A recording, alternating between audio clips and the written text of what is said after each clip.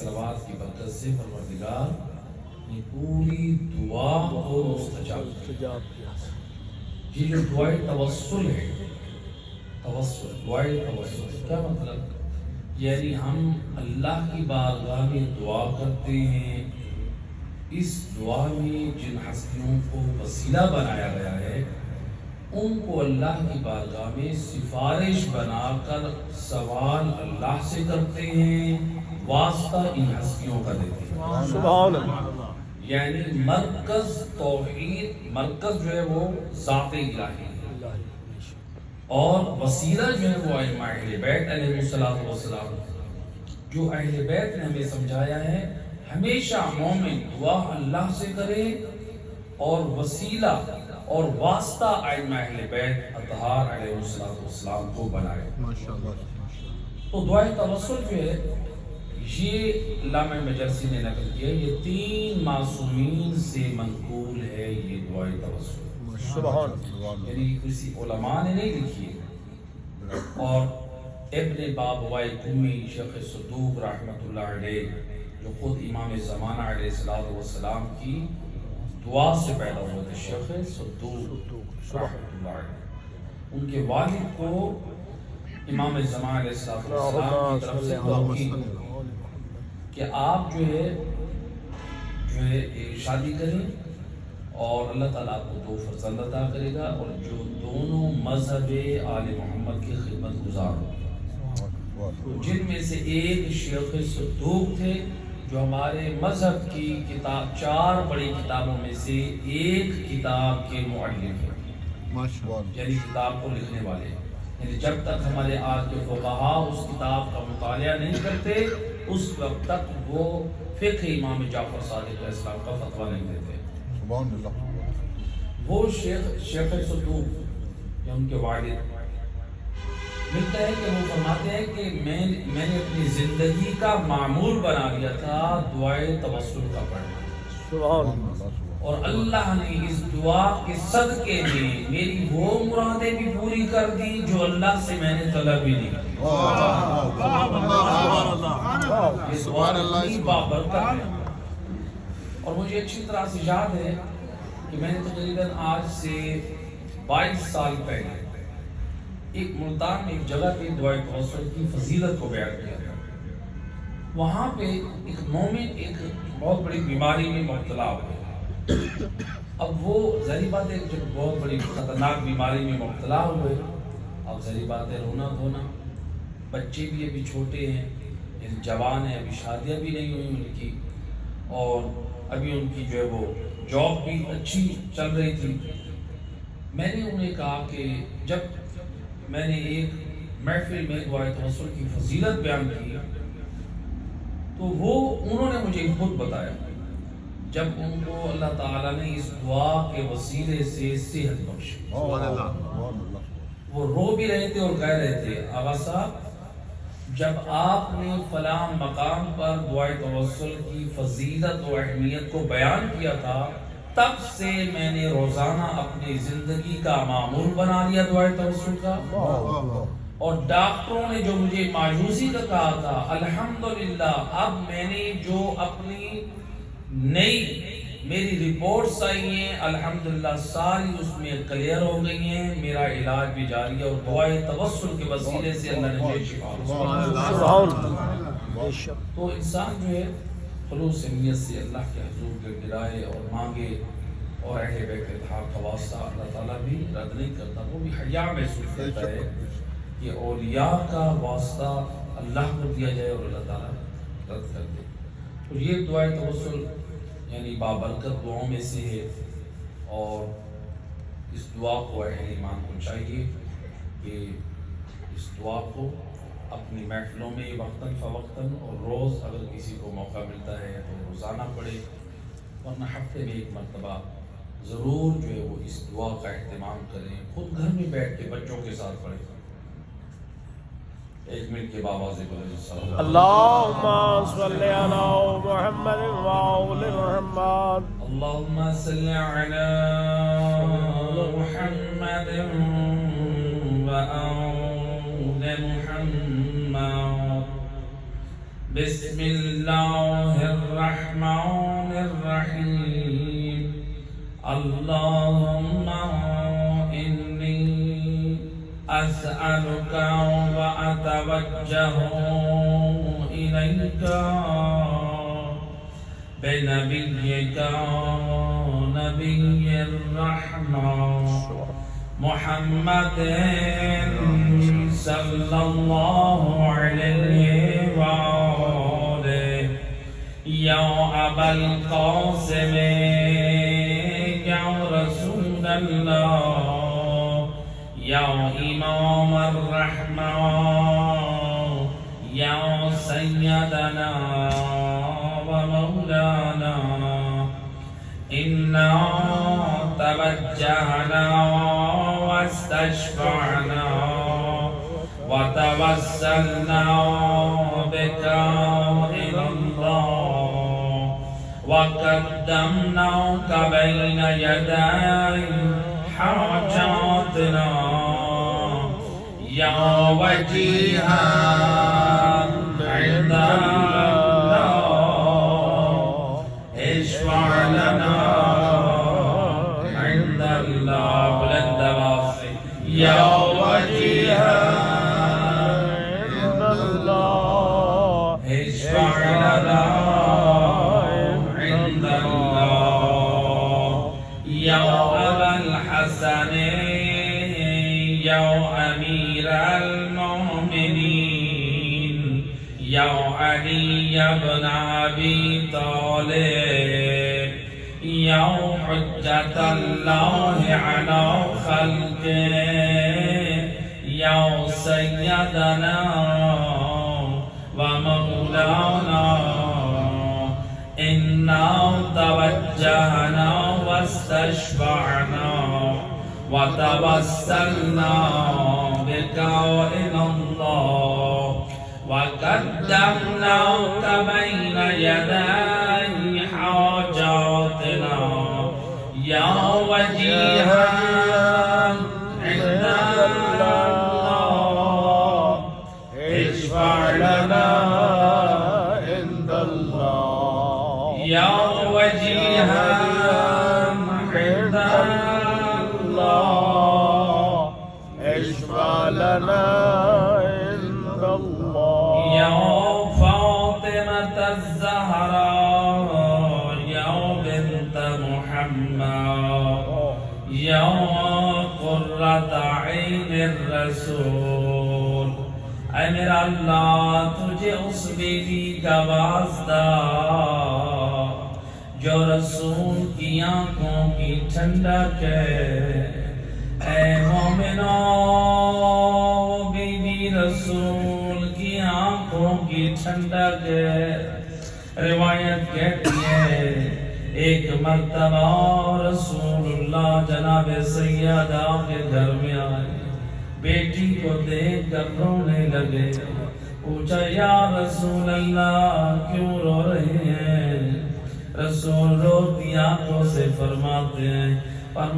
مجھے وہ وقت یاد آ گیا جب فاطمہ زہرا کے رخساروں پر تماچے مارے جائیں گے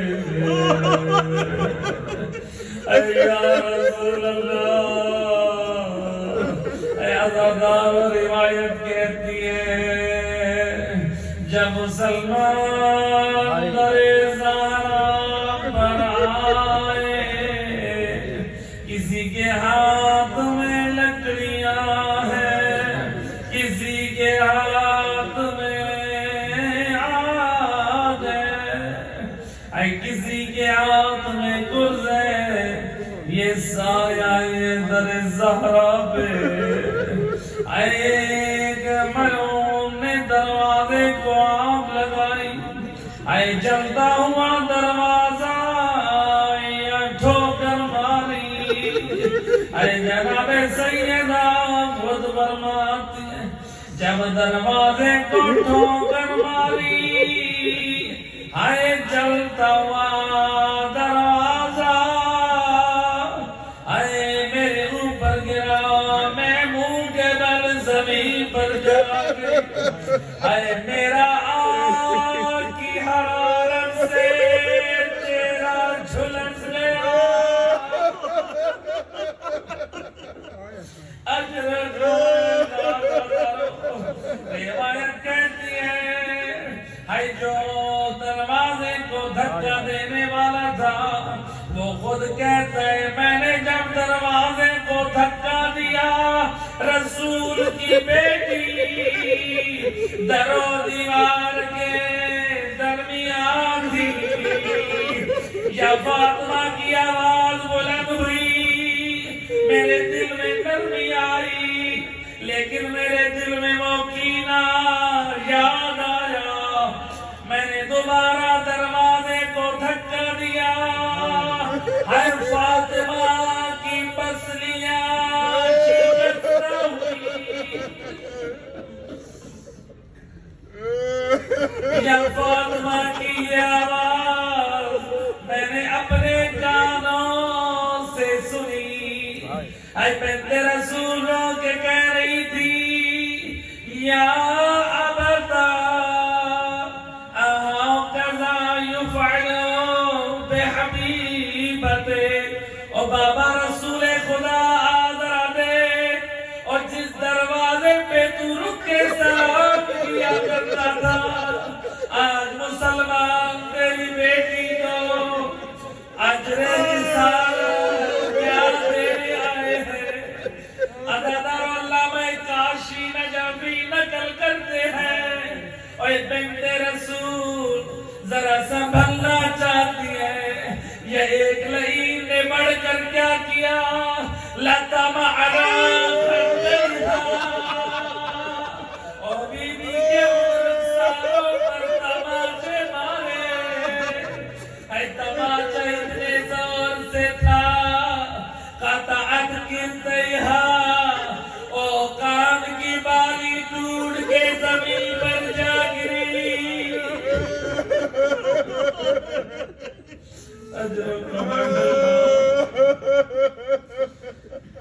یہ ظلم کا بدل تھے یہ ایک مرتبہ بنت رسول نے آواز دی یا فضا سندینی الى صدرک اما فضا مجھے سہارا دو او میری گود کا باغ اجڑ گیا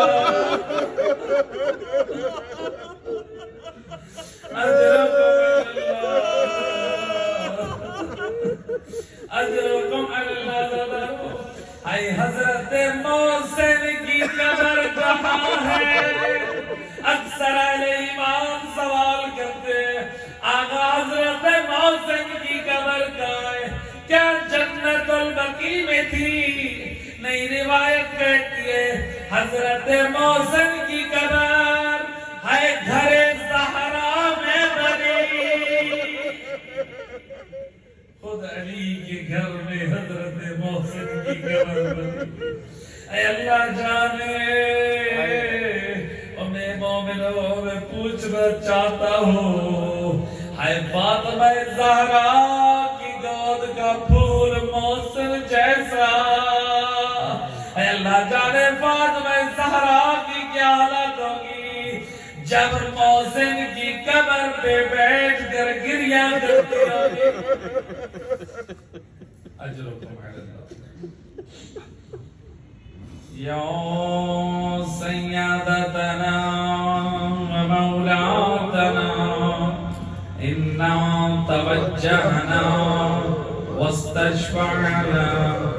وتوسلنا بك إلى الله وقدمناك بين يدي حاجاتنا يا وجيهة عند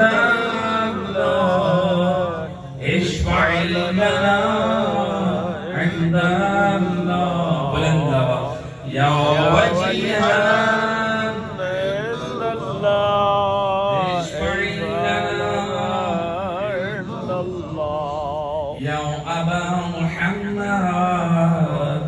يا حسن بن علي أيها المجتبى يا ابن رسول الله يا حجة الله على خلقه يا سيدنا ومولانا إنا توجهنا واستشفعنا وتوسلنا بك إلى الله وقدمناك بين يدي حاجاتنا بلند آواز يا وجيها عند الله اشفع لنا عند الله يا وجيها عند الله اشفع لنا عند الله يا أبا عبد الله يا حسين بن علي أيها الشهيد يا ابن رسول الله يا حجة الله على خلقه يا سيدنا ومولانا إنا توجهنا واستشفعنا وتوسلنا بك إلى الله وقدمناك بين يدي حاجاتنا ومیرا اللہ تجھے واسطہ اس مظلوم کربلا کا اے آج کے دن قافلہ رواں ہو رہا ہے اے ہر روز حسین نانے کی قبر پہ یقیناً جاتے ہیں لیکن روایت کہتی ہے آج کی گزشتہ رات کو حسین 3 مرتبہ نانے کی قبر پہ گئے نانا کی قبر پہ سر رکھ کے رو رہے ہیں نانا کی امت کی شرارتوں سے حسین تنگ آ گیا اور نانا مجھے اپنے پاس بلا لے ازادار روایت کہتی ہے یا حسین آقا کی آنکھ لگی کیا دیکھا رسول خدا امام حسین نانے کی باہوں میں باہیں ڈال دی ایک مرتبہ کہتے ہیں نانا یا رسول اللہ مجھے اپنے پاس رہنے دیجئے یا رسول خدا فرماتے ہیں حسین بیٹا ابھی تو تجھے کربلا میں جانا ہے اے بیٹا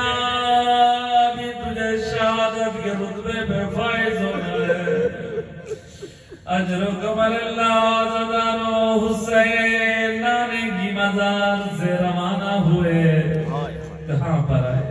عادتاً جہاں انسان سفر کرتا ہے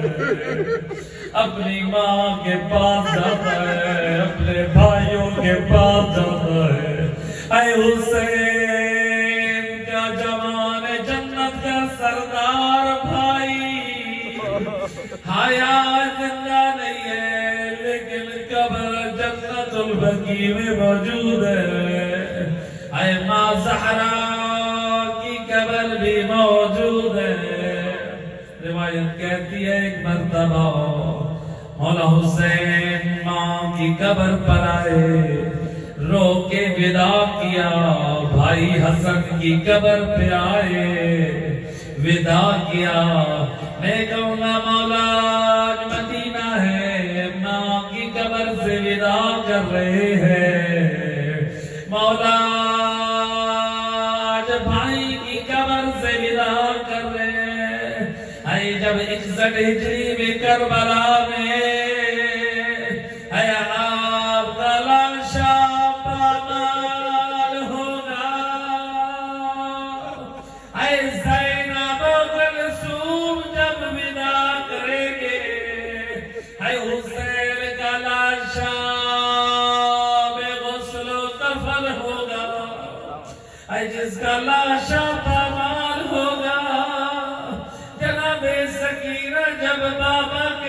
پہ آئے گی. روایت کہتی ہے جب جناب سکینہ آقا حسین کے لاش پہ آئی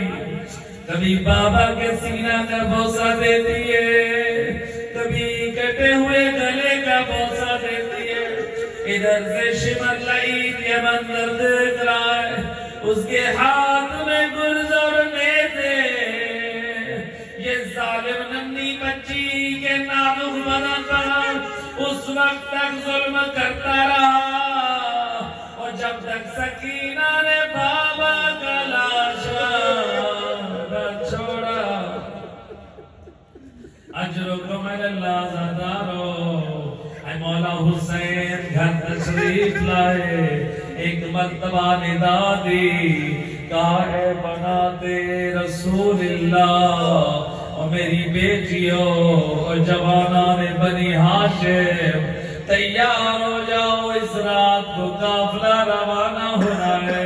سنو یہ ازادانوں بڑی ذمہ داری سے پڑھ رہا ہوں. جب یہ آواز علی کی بیٹی کے کانوں پر پڑی جناب زینب اشکا کے زمین پر گر پڑی اور بیویاں دوڑنے لگی.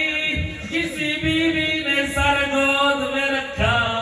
کسی بیوی نے پانی کا چھڑکاؤ کیا. میں کہوں گا بیوی آج ٹھہرے صرف کربلا کا نام سنا اور بیوی برداشت نہ کر سکی. اور اللہ جانے جب صدر قدم پہ بھیا کو ذبح ہوتے دیکھے گی اور جب بیوی لشکا کے گرے گی نہ خیموں میں پانی ہوگا نہ کوئی بیوی سر اپنے گود میں رکھے گی. اجرکم اللہ. یہ آل محمد کا قافلہ روانہ ہونے کے لیے تیار ہے. حضرت علی اکبر بھی آ گئے حضرت قاسم بھی آ گئے حضرت عباس علمدار بھی ہیں. ہائے ہماری پردے کی بن گئی ہائے زینب کی سواری آ گئی. علی کی بیٹی سوار ہونا چاہتی ہے. اے مولا حسین نے بہن کو سہارا دیا. عباس علمدار نے ہاتھوں کا سہارا بنایا. علی اکبر بھی ساتھ آ کر بی بی کو سہارا دے اور قاسم بھی ساتھ کھڑے ہیں. وہ علی کی بیٹی بڑی شان سے سوار ہوئی. اے کبھی یہ منظر بھی تھا اور جب بی بی کربلا میں لٹ گئی اور کہیں عباس سویا ہے کہیں قاسم سویا ہے اور بی بی کے ہاتھ پسے گردن بنے وہ سوار ہونے کے قابل نہیں ہے. اور یہ منظر میرے چوتھے امام نے دیکھا. میرے امام نے خود کو گھسیٹنا شروع کیا. اس ناگا کے قریب لائے جہاں علی کی بیٹی کی سواری ہے. جب زینب عالیہ نے قدم رکھا دیوار امام چھڑ گئے زمین کربلا کی طرف جھک گئے. ہے علی کی بیٹی کی چیخیں بلند ہوئی. جب 3 مرتبہ ایسا ہوا ادھر سے شمر لعید یہ منظر دیکھ رہا تھا اور ہاتھ میں گرز و نیزے آ کر زین العابدین میں ظلم کرنے لگا. علی کی بیٹی نے خود کو گرا دیا. اے ملون اور میرا وقت کا امام جب تک زندہ ہے اور میں آنچ نہ آنے دوں گی. اجرکم علی اللہ زادارو. ہے یہ جو قافلہ جا رہا ہے اس قافلے میں ایک ننھا مجاہد بھی موجود ہے. ایک ننھا مجاہد بھی موجود ہے. وہ کون ہے جس کی ولادت ہوئی ہے 9 رجب کو. ہے قافلہ چلا ہے 28 رجب کو. ہے کتنے دن کا ہے یہ مہمان تو ابھی 20 دن کا بھی نہیں ہوا ہے. اللہ جانے کیسے صحراؤں کا سفر کرے گا. اللہ جانے کیسے اس میں رہنا ہے. سنو یہ عزاداروں میں روایت پڑھ رہا تھا، ایک مرتبہ میرے چھٹے امام کے گھر میں مصائب کی محفل برپا ہوئی، اور جس میں میرے امام دھاڑے مار مار کے رو رہے تھے، اور امام کے اصحاب بھی رو رہے تھے۔ اے حکومت کے لوگ جمع ہو گئے، کیا ہوا ہے؟ لوگوں کا دروازے پہ رش کیوں لگ گیا؟ میرے امام فرماتے جا کر کہو ہمارا ایک بچہ غش کر گیا تھا، اے اس کو افاقہ دلانے میں اے وہ غش کھا گیا تھا، اے اس کی مصیبت میں عورتوں نے گریہ بلند کر دیا۔ میں نے بڑا فکر کیا امام نے یہ جملہ کیوں کہا؟ روایت میں ملتا ہے امام کا اشارہ اس مظلوم کی طرف تھا، وہ ششمہ ہے علی اصغر، علماء نقل کرتے ہیں کربلا میں مردوں نے کیسے پیاس کو برداشت کیا،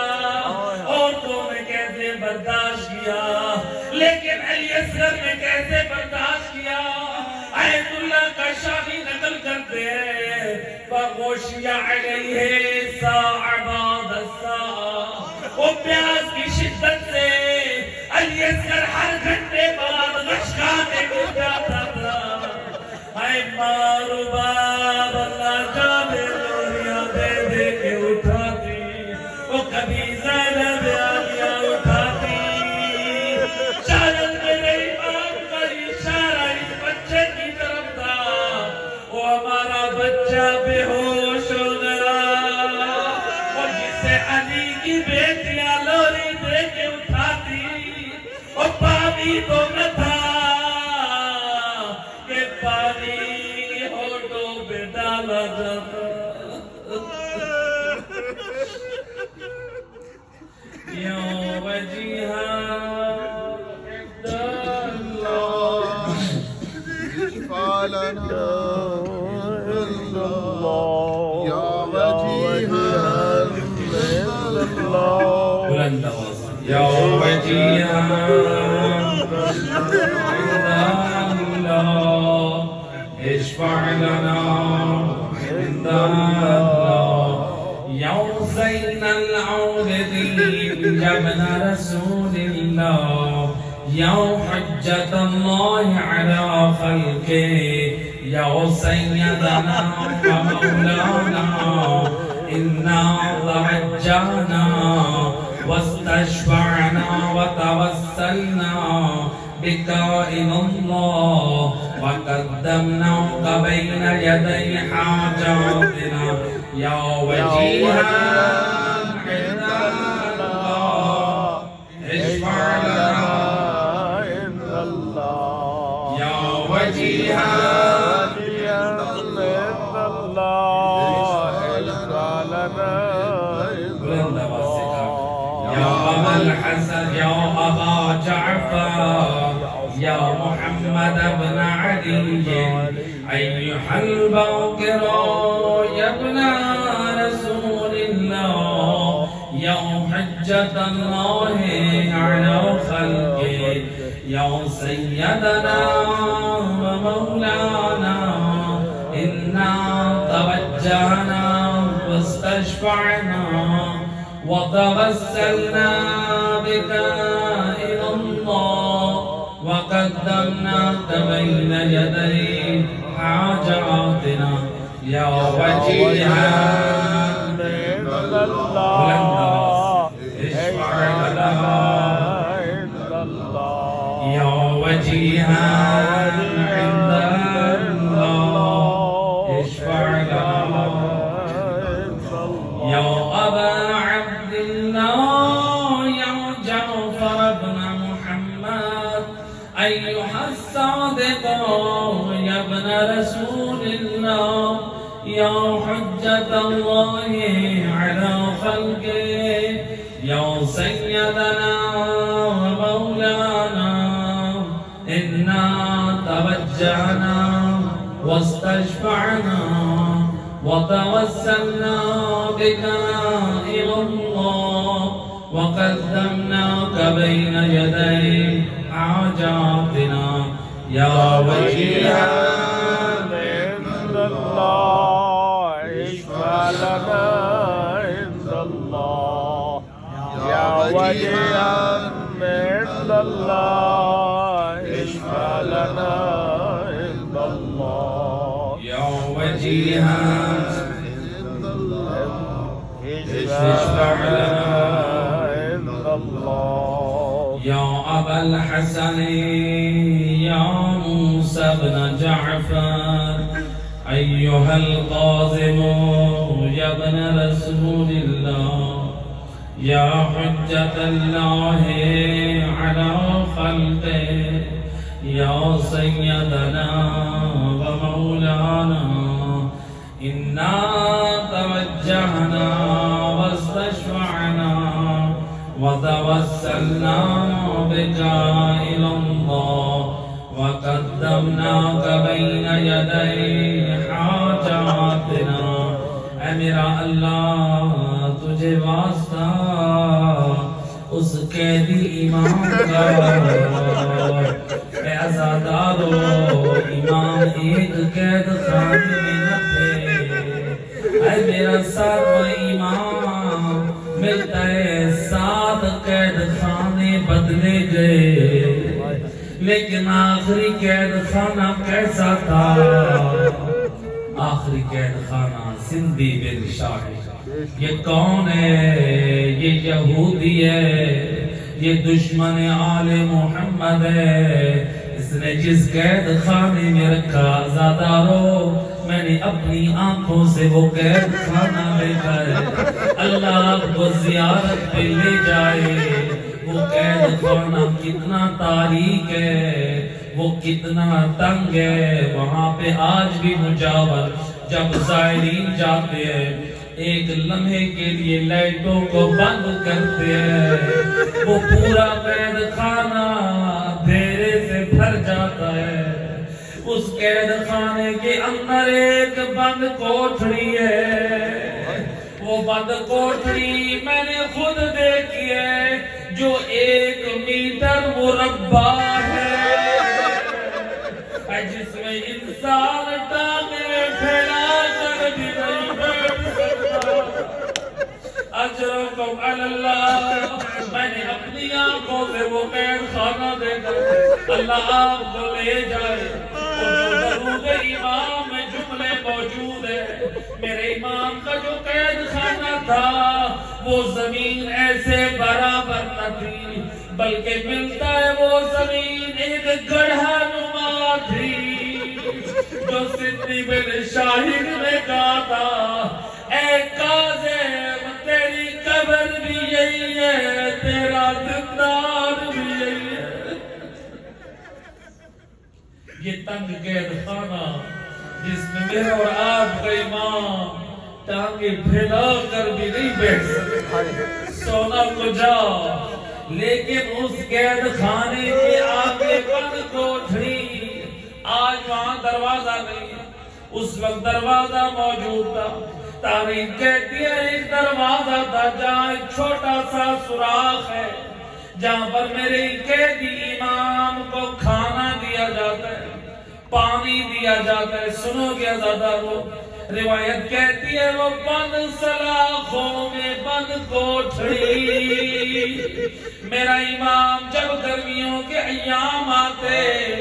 جب ہوا اندر نہ جاتی دم گھٹنے لگتا میرا قیدی امام اس سوراخ کے قریب اپنا منہ کرتے یہ زندگی بن شاہد مرمون کیا کرتا وَلَتَمْ عَلَىٰ مَسْتِ الْإِمَامِ اور میرے امام کے رخساروں پہ جسارت کرتا اے امام کو اتنے زور سے تماچا لگتا امام زندان کی دوسری دیوار کو جا لگتے میں کہوں گا مولا آپ تو پھر بھی مرد ہیں ہمیں بڑا غم ہے آپ آل محمد ہیں آپ امام ہیں آپ پہ ظلم کیا گیا ہے قربان رسول زادی فاطمہ زہرا پر مرتبہ مسجد کوفہ میں کسی نے مولا علی سے سوال کیا، مولا مرد کے لیے سب سے بڑی مصیبت کیا ہے؟ صحابی نے سوال کیا، امام نے رونا شروع کر دیا، لوگ کہنے لگے یا امیر المومنین آپ تو سوال کا جواب فوراً دیتے ہیں، آج سوال پہ رو رہے ہیں۔ علی روتے روتے ہے آپ کی ریش مبارک آنسوں سے تر ہو گئی، علی کی دھاڑیں نکل گئی، رو کے فرماتے ہیں اور سننے والوں سنو، مرد کے لیے سب سے بڑی مصیبت یہ ہے کہ مرد کے سامنے اس کی بیوی کو تعزیانے مارے جائے۔ علی بتا رہے ہیں، علی مجبور تھا، زہرا پر تعزیانے لگ رہے تھے۔ مرد کے لیے بڑی مصیبت۔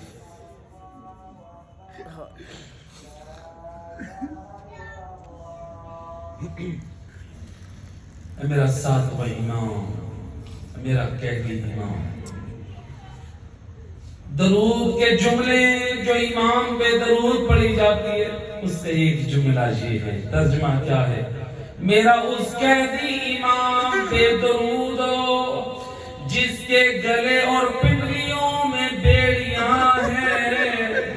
زخموں کی وجہ سے وہ زنجیر خون علو، اتنا تاریخ سونا، اور میرے امام کو زنجیروں میں باندھ دیا گیا۔ سنو کہ دادا وہ صاحب منتخب تواریخ والا کہتا ہے، میرے امام نے جب ایک شخص امام کے پاس آیا تھا، امام نے وصیت کی تھی کہ میری یہ زنجیر میرے بدن کے ساتھ دفن کیے جائے۔ مولا وہ کیوں؟ شاید اس لیے تاکہ میں کل میدان قیامت جب اپنے نانے سے ملاقات کروں، میں دکھاؤں یا رسول اللہ دیکھے آپ کی یاد کو مسلمانوں نے کیسا جرے رسالت دیا۔ روایت کہتی ہے سندھی بن شاہد نے ہارون الرشید کے حکم پہ امام کو کھجوروں میں زہر ملا کر دیا۔ اے امام نے 7 کھجوریں تناول فرمائی، بس ازاداروں امام نے وہ کھجوریں کھائی، امام زنجیروں میں بند گئے، ہائی قید خانے میں بند کوٹھڑی میں ہے۔ سنو گے ازاداروں، اے سرہانے کوئی بیٹی ہے نہ بیٹے ہیں، وہ میرے دوسرے امام کو زہر نہیں تھی، جگر کٹ کٹ کے باہر آ رہا تھا، لیکن تشت آگے مولا حسین کیے ہوئے تھے، اور زینب و کلثوم بھی ساتھ موجود تھی، لیکن جس امام کے 19 بیٹے ہو، 18 بیٹیاں ہے زندان میں تنائے۔ روایت کہتی ہے میرا قیدی امام پانی کا سوال کرتا ہے، لیکن جب پانی ملا، روایت کہتے ہیں امام پانی کا سوال کرتے ہیں، اس زہر کی وجہ سے جگر کٹ رہا ہے۔ 23 کو زہر ملی، 25 کو امام کی شہادت ہوئی۔ 3 دن میرا قیدی امام قید خانے میں تڑپتا رہا، کوئی پانی دینے والا نہ تھا۔ امام سوال کرتے تھے پانی کا، یا لکیر تازیانہ میں جواب۔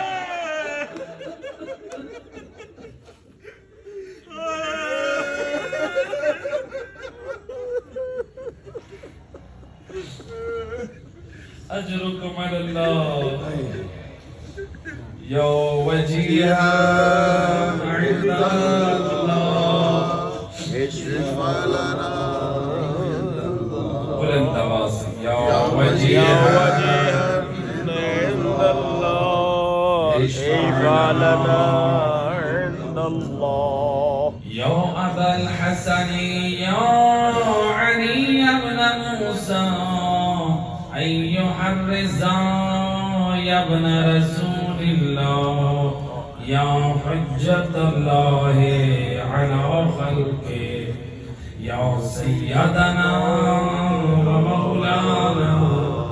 إنا توجهنا وتوسلنا بك إلى الله وقدمناك بين يدي حاجاتنا يا وجيها عند الله اشفع لنا عند الله يا وجيها عند الله اشفع لنا عند الله يا أبا جعفر يا محمد بن علي أيها التقي والجواد يا ابن رسول الله يا حجة الله على خلقه يا سيدنا ومولانا إنا توجهنا واستشفعنا وتوسلنا بك إلى الله فقدمناك بين يدي حاجاتنا يا وجيها عند الله اشفع لنا عند الله يا وجيها عند الله اشفع لنا عند الله يا أبا الحسن يا علي بن محمد أيها الهادي النقي يا ابن رسول الله يا حجة الله على خلقه يا سيدنا ومولانا إنا توجهنا واستشفعنا وتوسلنا بك إلى الله وقدمناك بين يدي حاجاتنا يا وجيها عند الله اشفع لنا عند الله بلند آواز يا وجيها عند الله اشفع لنا عند الله يا أبا محمد يا حسن بن علي أيها الزكي العسكري يا ابن رسول الله يا حجة الله على خلقه يا سيدنا ومولانا إنا توجهنا واستشفعنا وتوسلنا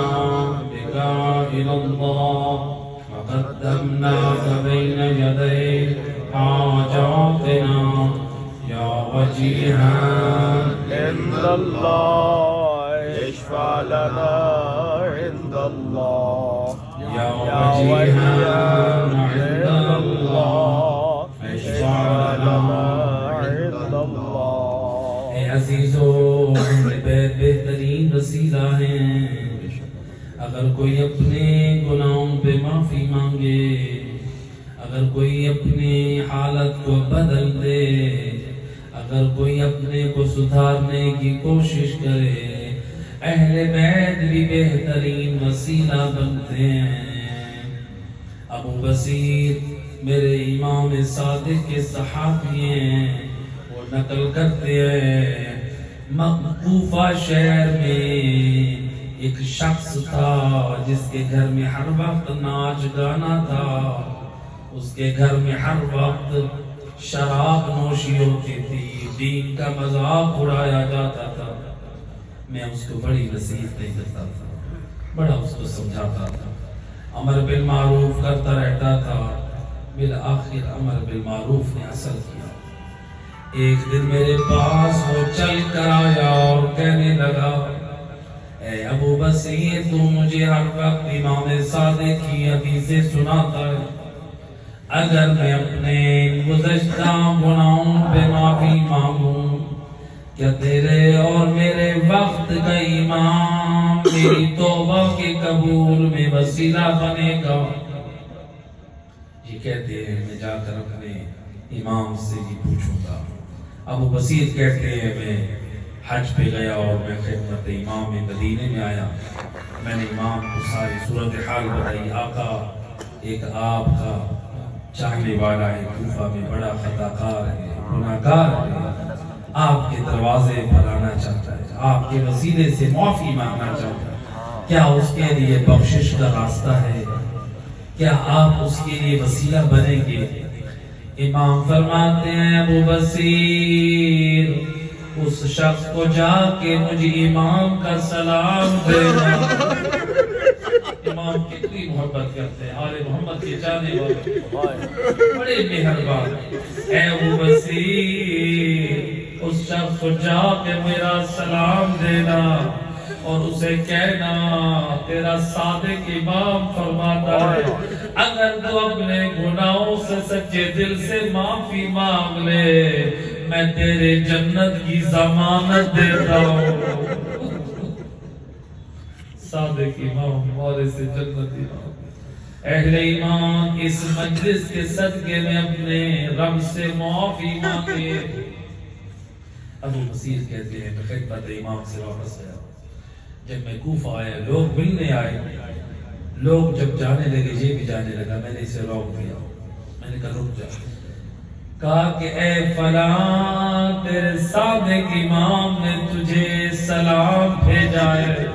اور فرماتے ہیں اگر تم گناہوں سے توبہ کر لے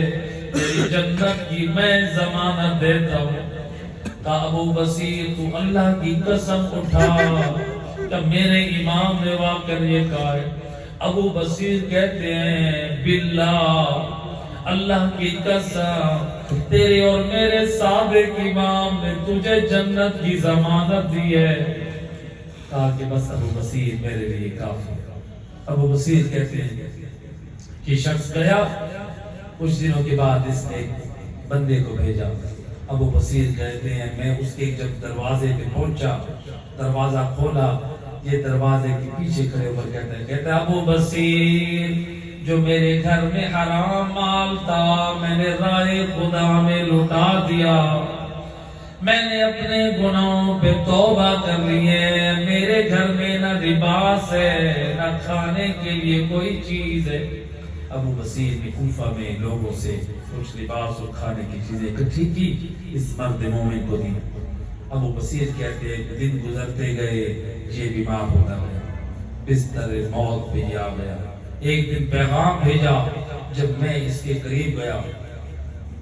اس کے سرحانے بیٹھا تھا، یہ ایک مرتبہ یہ عالم غشی میں چلا گیا۔ جب غشی سے افاقہ ہوا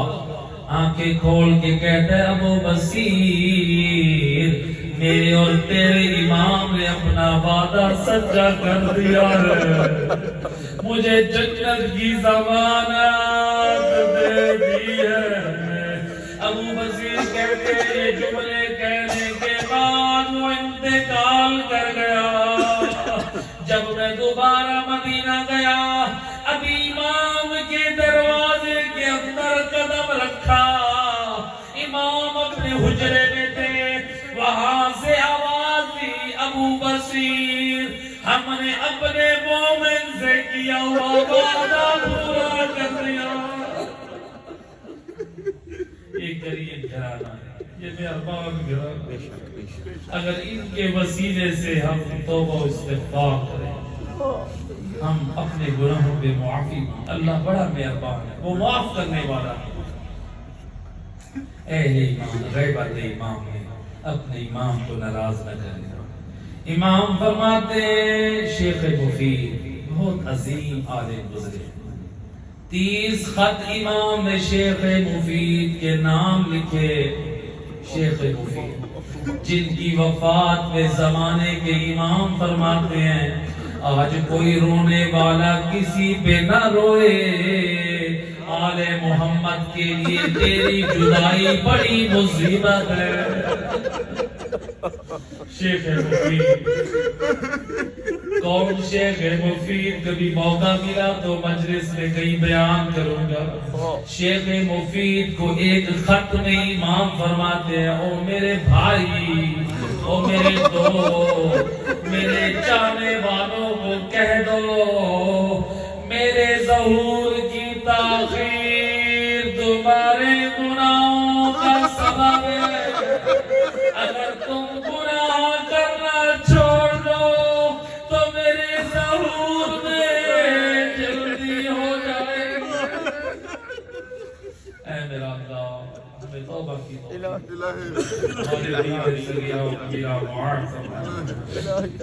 وقت کے امام کو ہم سے راضی ہو خوش. اے عزیزو آج ہمارا کسی کا کوئی بچہ گم ہو جائے کیا کرتے ہیں پریشان ہو جائے امام کا ذکر آ رہا ہے. آج ہمارا کوئی بچہ گم ہو جائے کسی کی قیمتی چیز گم ہو جائے کیا کرتے ہیں اس کو تلاش کرتے ہیں روتے ہیں گریہ کرتے ہیں تلاش کرتے ہیں لوگوں میں اعلان کرتے ہیں. بچہ ہو مسجدوں میں اعلان اگر زیادہ طاقت رکھتے ہیں ٹیلی ویژن پہ اعلان ہوگا ریڈیو میں اعلان ہوگا فیس بک پہ ہر طرف کہ ہمارا کسی طرح سے پیارا مل جائے ہماری کھوئی ہوئی چیز مل جائے کتنا پیار ہے. اے عزیزو ذرا فکر کرے جیسے ہم اپنی اولاد سے محبت کرتے ہیں کیا ہمارے وقت کے امام زمانہ جو اتنے عرصے سے ہماری آنکھوں سے غائب ہے کبھی امام کی زیارت کے شوق میں روئے ہیں کبھی امام کو یاد کر کے روئے ہیں یا دعا کیو میرا اللہ میں تو پوری دنیا کو دیکھ رہا ہوں لیکن فرزند زہرا امام زمانہ کو نہیں دیکھ رہا. مسجد جمکران میں ایک مومنہ آئی بہت دور سے کاشان سے. جب دیکھا رات کی تاریکی میں مسجد جمکران میں مومنین کا رش ہے مسجد جمکران بھری ہوئی ہے گریہ کر رہی ہے رو رہی ہے اور کہہ رہی ہے یا صاحب الزمان آپ کے چاہنے والے ہزاروں میں موجود ہے مولا آپ شرف زیارت کیوں نہیں کراتے.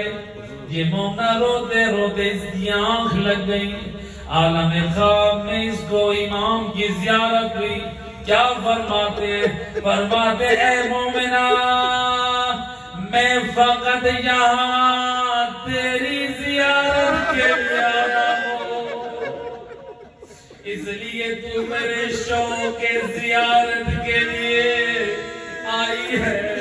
اے مومنو اپنے دل میں امام کی زیارت کی تڑپ پیدا کیجئے امام کی زیارت کے لیے اپنے آپ کو اس لائق بنائے کہ امام ہمیں اپنی زیارت کا شرم کرا سکے. سب بلند کھڑے ہو کر وقت کے امام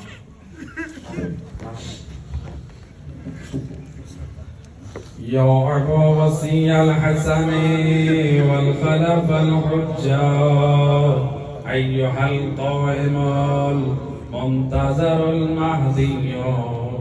یا ابن رسول اللہ یا حجت اللہ علی خلقہ یا سیدنا و مولانا انا توجہنا واستشفعنا وتوسلنا بك إلى الله وقدمناك بين يدي حاجاتنا يا وجيها عند الله اشفع لنا عند الله.